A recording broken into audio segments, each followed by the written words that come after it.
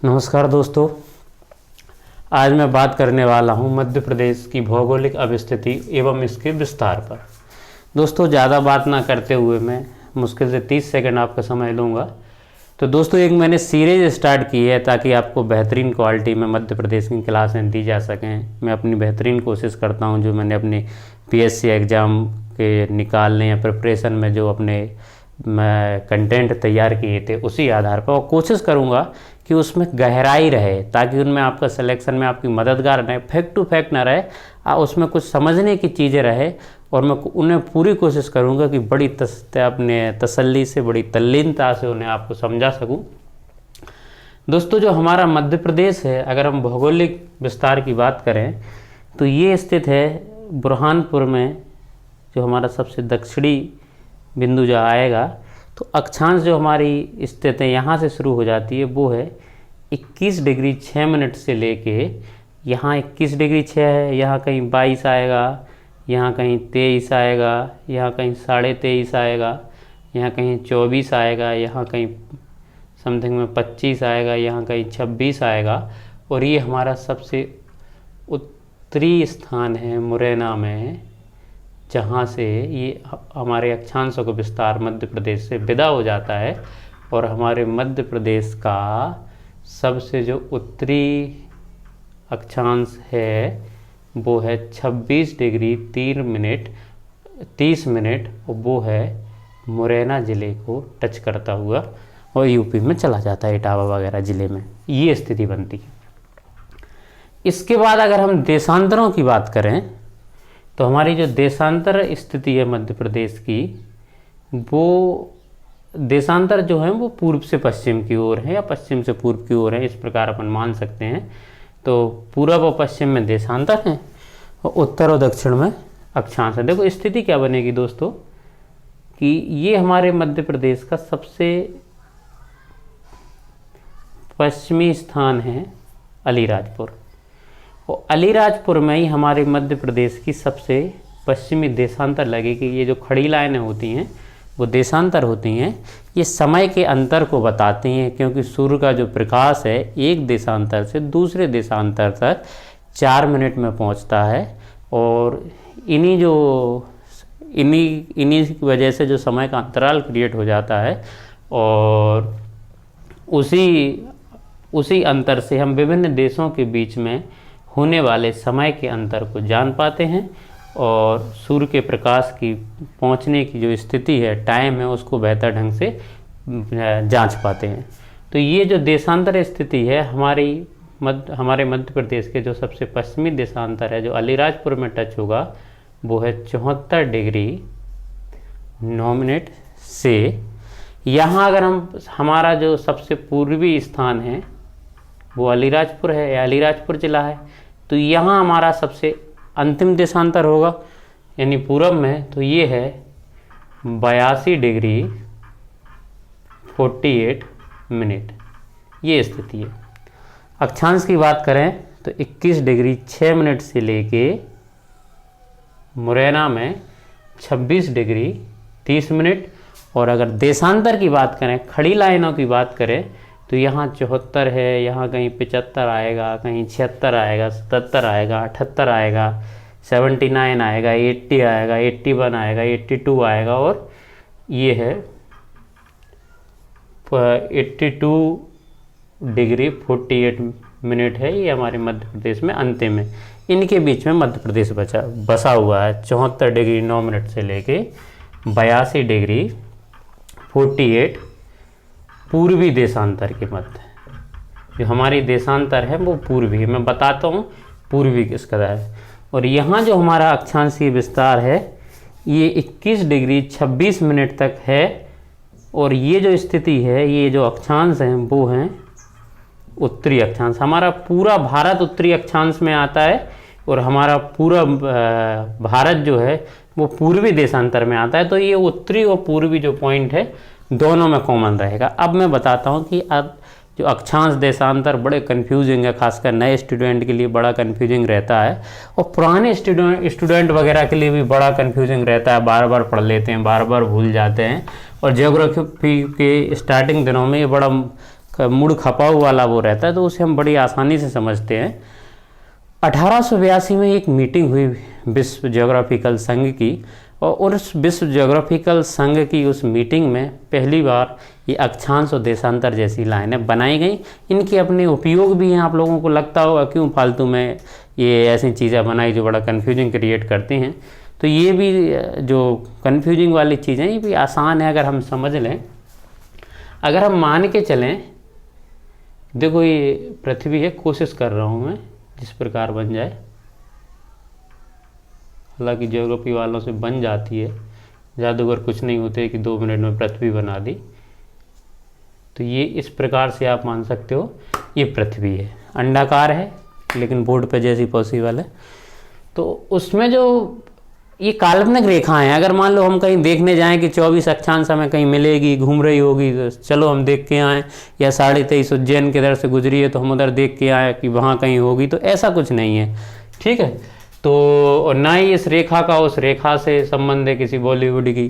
तो ये जो काल्पनिक रेखाएं हैं, जो कुछ सुविधा कुछ सहूलियत भूगोल वालों ने अपने लिए बनाई है, हाँ, लेकिन इस पे जो एक प्रकार से आप कहो तापमान है या कोई स्थिति है, तो जो 23.5 डिग्री पे तापमान भारत में होगा, वो 23.5 डिग्री की लाइन अगर मैक्सिको से गुजरती है तो लगभग वही तापमान वहाँ रहेगा। मुश्किल से 1-1.5 का अंतर हो सकता है, समुद्र के दूर पास का अंतर हो सकता है। उस पर लगभग पूरे संसार में एक सी जलवायु पाई जाएगी, पूरे संसार में। थोड़ा बहुत समुद्र पर से दूर पास पहाड़ के ऊपर नीचे का अंतर हो सकता है, नहीं पूरे संसार में एक सी जलवायु पाई जाएगी। तो ये है, ये संसार में एक प्रकार से जो अक्षांश हैं वो तापमान स्थिति जानने के लिए बनाई गई हैं, और देशांतर जो है वो सूर्य का प्रकाश जो पहुंचता है उसके अंतर को जानने के लिए बनाई गई हैं। तो ये है, इसमें ये सहूलियत देती है। दोस्तों ये बीच वाली जो लाइन है विश्व को 2 भागों में बांटती है, और इसको बोला जाता है विषुवत, या भूमि के मध्य, सो इसी को भूमध्य भी बोला जाता है, या ये पृथ्वी को 2 भागों में काटती है तो इंग्लिश में इसको बोला जाता है इक्वेटर। और ये जो अक्षांश है ये 0 अक्षांश है। दोस्तों जो आड़ी लाइन है वो अक्षांश कहलाती हैं, ये जो आड़ी लाइन है वो अक्षांश कहलाती हैं। तो इस 0 से अगर कोई 1 भी इंच ऊपर है तो वो कहलाएगी उत्तरी अक्षांश, और इस 0 से, यानी जो 0 इक्वेटर है जिसे हम इक्वेटर बोलते हैं, इसमें 1 भी इंच दक्षिण में है तो वो सभी अक्षांश कहलाएंगी दक्षिणी अक्षांश। इंडियन ज्योग्राफी में पढ़ा होगा आपने, वर्ल्ड ज्योग्राफी स्टार्ट करते हैं उसमें, तो उससे इस लाइन से 1 भी इंच नीचे आए तो वो दक्षिणी अक्षांश है। और जो अक्षांश है इस 0 से 90 नीचे, यानी दक्षिण में जो है वो 90 अक्षांश वो हैं वो दक्षिणी हैं, और 90 अक्षांश जो हैं वो उत्तरी है। ये क्लियर बात होती है। कई बार एक कन्फ्यूजन क्रिएट हो जाता है कि लाइन क्या होता है, 2 बिंदुओं के बीच में खींचने वाली लाइन है, खींचे जाने वाली लाइन है, तो आखिरी अक्षांश की जो लाइन पूरी नहीं बन पाती तो उसमें विवाद क्रिएट करते हैं, तो वो अलग बात है, हम इस पर बात बाद में करेंगे। तो ये स्थिति बनती है। अब दोस्तों मैं ये चूँकि मिटा रहा हूँ कुछ जिससे सुविधा या सहूलियत रहे। तो दोस्तों जो अक्षांश हैं ये तापमान की स्थिति बताने में बहुत मदद करते हैं। क्या इसका एक रीज़न है कि मान लो ये मैं 23.5 मान लेता हूँ दक्षिणी, और ये मैं 23.5 मान लेता हूँ उत्तरी, और ये उत्तर की जो 23.5 लाइन है इसे हम बोलते हैं कर्क रेखा, ट्रॉपिक ऑफ कैंसर, और जो दक्षिण की जो 23.5 वाली लाइन है ये है मकर रेखा। तो ये वाली जो लाइन है मकर रेखा है।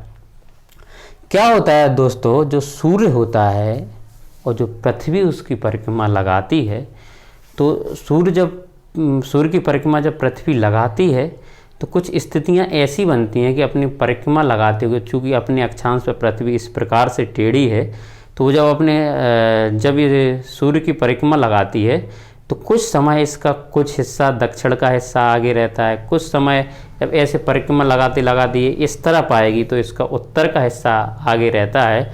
तो इस वजह से क्या होती है कि पृथ्वी पर हमेशा सभी भागों में एक सी धूप नहीं पड़ती या एक सा प्रकाश नहीं पड़ता, और जो पृथ्वी की आपने दूरी देखी होगी सूर्य से, कुछ समय 14 करोड़ 90 लाख तक वैल्यू हो जाती है, उस कुछ समय लगभग वो पूरे 15 करोड़ हो जाती है। तो दोनों स्थिति ऐसी बनती है कि कुछ समय ये पास होती है, कुछ समय दूर होती है, और जब ये परिक्रमा ऐसी ऐसी लगाती है तो इसका कुछ हिस्सा जो है ये कभी उत्तर का हिस्सा आगे होता है और कभी ये दक्षिण का हिस्सा आगे होता है। तो इसके रीजन से क्या होता है कि ये सूर्य का जो प्रकाश है कभी कर्क रेखा पर ज़्यादा पड़ता है तो यहाँ गर्मी पड़ेगी, कभी मकर रेखा पर सीधा पड़ता है तो यहाँ गर्मी ज़्यादा पड़ेगी। कुल मिला के ये है कि कर्क और मकर रेखा वाला जो बेल्ट है, इस बेल्ट में तापमान पृथ्वी का ज़्यादा महसूस किया जाता है। अब एक बात ये है कि मान लो ये 23.5 उत्तर 23.5 दक्षिण तक जो गर्मी है वो ज़्यादा महसूस की जाती है या सूर्य का प्रकाश सीधा पड़ता है, लेकिन इसका ये मतलब नहीं होता है कि ये लाइन जहाँ 23.5 है यहाँ सूर्य का सीधा प्रकाश पड़ रहा है, तापमान महसूस किया जा रहा है, लेकिन इसका ये मतलब नहीं होगा कि मैं ये 23.5 लाइन है और मैं इससे 1 इंच भी आगे कर दूंगा, 1 इंच भी आगे पैर कर दूंगा तो इसका मतलब ये नहीं है कि मैं ठंड से कप कप आके मर जाऊंगा या बेहद ठंड हो जाएगी, ऐसा नहीं होता है। क्या है कि ये सूर्य अगर सीधा है और ये पृथ्वी है और ये इसका सीधा प्रकाश पड़ रहा है तो दोस्तों ये जो ऊर्जा है, ये जो लाइट है, एक लिमिट तक यहाँ तक ये जिगजैग में भी महसूस की जाएगी, और फिर जैसे जैसे ये दूर होती जाएगी वैसे वैसे जो तापमान है वो कम होता जाएगा। क्योंकि आपने देखा होगा कि प्रकाश की जो लिमिट है वो बहुत अधिक होती है, लेकिन उस प्रकाश में ऊर्जा या गर्मी महसूस करने की लिमिट कम होती है। आपने वो अकबर बीरबल वाली भी कहानी पढ़ी होगी कि उसे दूर से दीपक दिख तो रहा था लेकिन उसकी इतनी क्षमता नहीं होती कि उससे वो ताप सके। तो कहने का मतलब क्या है कि जो उसमें अल्ट्रावायलेट या जो गर्म किरणें होती हैं वो उतनी दूर तक नहीं जाती जितनी दूर तक प्रकाश जाता है, या जो विजिबल रे जाती हैं। तो मैं उसको फिजिक्स में ज़्यादा वो नहीं बनाना चाहता हूँ, सिंपल सी बात है, आप आग दूर से देख सकते हो लेकिन उससे ताप नहीं सकते। तो कहने का मतलब है कि सूर्य का प्रकाश तो बिल्कुल दक्षिण तक या अंटार्कटिका तक महसूस किया जाएगा, लेकिन वहाँ जो गर्मी है वहाँ तक महसूस नहीं की जाएगी। तो जो सूर्य के प्रकाश से बेहतरीन गर्मी है या जो स्तर वाली गर्मी है वो 30 अक्षांश तक महसूस की जाती है, चाहे वो 30 अक्षांश उत्तरी हो और चाहे वो 30 अक्षांश दक्षिणी हो।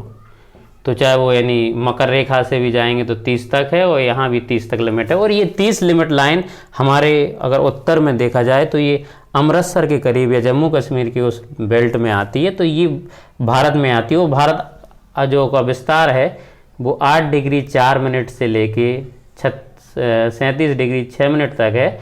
तो कहने का मतलब है कि भारत का जो अधिकतर हिस्सा है वो 30 से 8 के बीच में है, इसलिए हम उष्ण कटिबंध के जोन में आते हैं।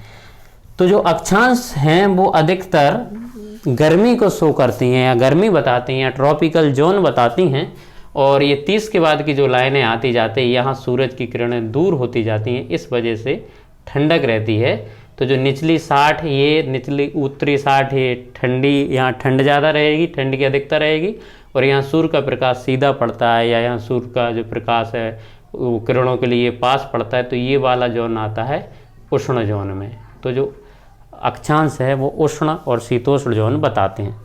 अब एक बीच की से भी एक लाइन खींची गई है, इस प्रकार की जो खड़ी लाइनें खींची गई हैं इन्हें बोला जाता है देशांतर। अगर ये बीच से मैं कोशिश करता हूँ, इन्हें बोला जाता है देशांतर। ऐसी जो खड़ी लाइनें हैं इन्हें देशांतर बोला जाता है। और जो जीरो देशांतर है, देशांतर का जो एक प्रकार से अगर हम कुछ शब्द को अंतर करें तो इसमें वैसे स्थिति क्या होती है कि देशों के समय के अंतर को इसके थ्रू हम जान पाते हैं, क्योंकि अधिकतर देशों की, कुछ रूस और अमेरिका छोड़ के अधिकतर देशों की एक मीडियन लाइन है, जैसे भारत की 82.30 कह सकते हैं या 82.5 कह सकते हैं। तो वो एक लाइन है, उस पर हमारे भारत का समय है। पाकिस्तान की एक लाइन है, उस पर उसका एक समय है। म्यांमार की एक लाइन है, उस पर एक समय है। तो उस देशों के बीच के अंतर को हम इन लाइनों से महसूस कर पाते हैं। जबकि वास्तविक तौर में क्या होता है कि एक देशांतर से दूसरे देशांतर तक पहुंचने में सूर्य के प्रकाश को 4 मिनट लगता है। तो ये भी एक सूर्य के प्रकाश के अंतर को बताती हैं। तो जो बीच वाली लाइन है उस लाइन को ग्रीनविच लाइन से भी कहा जाना जाता है, क्योंकि ग्रीनविच इंग्लैंड में एक शहर है, एक स्टेडियम भी फेमस है, तो ये लाइन अगर देखी जाए विश्व में बड़े फेमस शहरों में, तो ग्रीनविच से निकलती है और फिर नीचे अफ्रीका के कुछ देशों से गुजरती हुई और चली जाती है। इस ग्रीनविच से जो इस तरफ लाइनें जाएंगी ये है पश्चिमी देशांतर, और इससे इस तरफ जो लाइनें जाएंगी वो है पूर्वी देशांतर। तो इससे इस तरफ 180 है, इससे इस तरफ 180 मान लो या 179 मान लो वो है, क्योंकि 360 वहाँ कॉमन है। ठीक है, तो ये इस तरफ है, और जो अगली लाइन है वो कॉमन लाइन है एक प्रकार से। 360 जो है वो एक प्रकार से, यह 360 नहीं, कहने का मतलब है कि ये जो यहाँ जहाँ जापान और प्रशांत महासागर में जाती हैं, तो वो लाइन एकदम कॉमन लाइन है, 180 कॉमन लाइन है, दो नहीं है, चाहे यहाँ से मान लो चाहे यहाँ से मान लो आप। ठीक है, तो ये स्थिति बनती है। तो अगर हम ग्रीनविच लाइन से पूरब की तरफ आएंगे, ये इस तरफ है, जो इस तरफ है वो रहेंगे पूर्वी देशांतर, या हम इंग्लिश में हम इन्हें बोलते हैं लॉन्गिट्यूड। तो अगर हम जैसे ग्रीनविच से पूरब की तरफ आएँ तो यहाँ 1 आएगी, 2 आएगी, 3 आएगी, 4 आएगी, 5 आएगी, 6, 7, 8, 9, 10 ऐसे बढ़ती जाएगी। 10 आएंगी, 20 आएंगी, 40 आएंगी, 50 आएंगी, 60 आएंगी, 70 आएंगी। 70 के बाद फिर हमें तसल्ली रखना है 71, 72, 73, 74। जैसे ही ये 74 के समथिंग हम प्रवेश करेंगे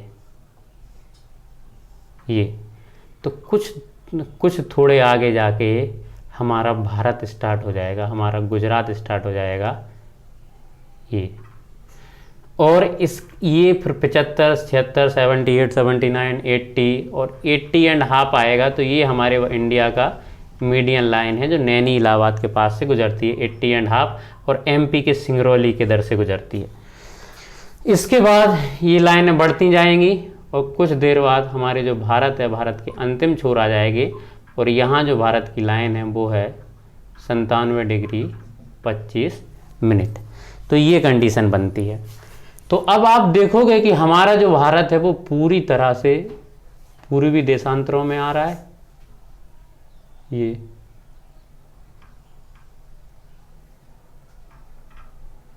पूर्वी देशांतरों में हमारा भारत आ रहा है, और ये है कहीं 23.5, इस प्रकार बनेगा।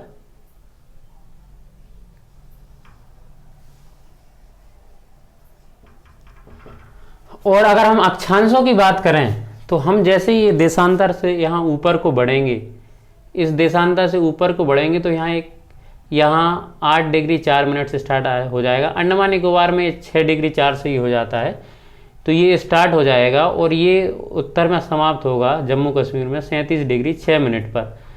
तो ये हमारा जो भारत है तो पूरी तरह ये उत्तरी अक्षांश और पूर्वी देशांतरों में आता है। तो मध्य प्रदेश कहीं अलग से तो है नहीं, तो मध्य प्रदेश की जो अक्षांश हैं वो भी इसी भारत के समान उत्तरी अक्षांश रहेंगी, और देशांतर के समान पूर्वी देशांतर रहेंगी। तो ये कहानी है।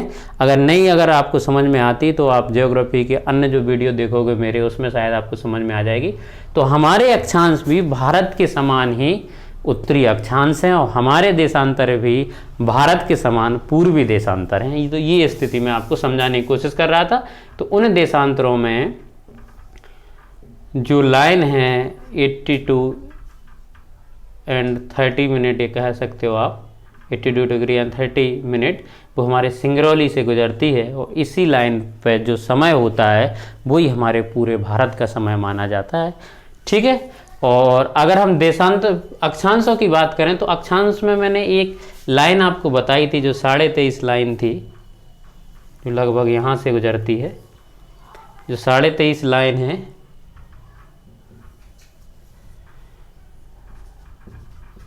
इसको कर्क रेखा कहा जाता है।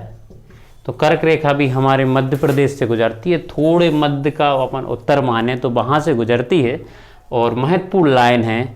और यहाँ तक सूर्य का जो प्रकाश है एक प्रकार से हम कह सकते हैं बिल्कुल सीधा पड़ता है, और ये मध्य प्रदेश के 14 जिलों से गुजरती है। तो आप वो 14 जिलों के लिए एक ट्रैक है वो आप देख सकते हो। 14 जिलों की जो ट्रैक है वो है रउआ, राशि,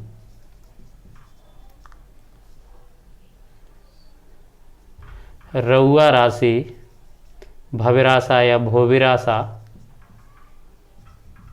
भोवरासा, दम, जब, कटनी,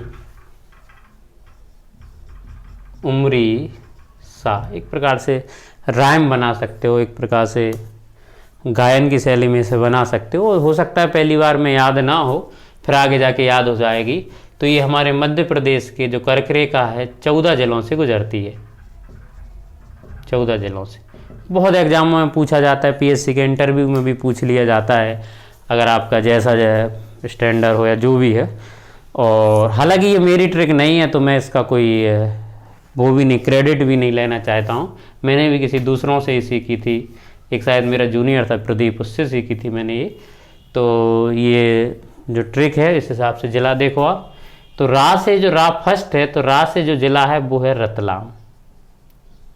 ऊ से जो जिला है वो है उज्जैन। आ से जो जिला है वो है आगर मालवा।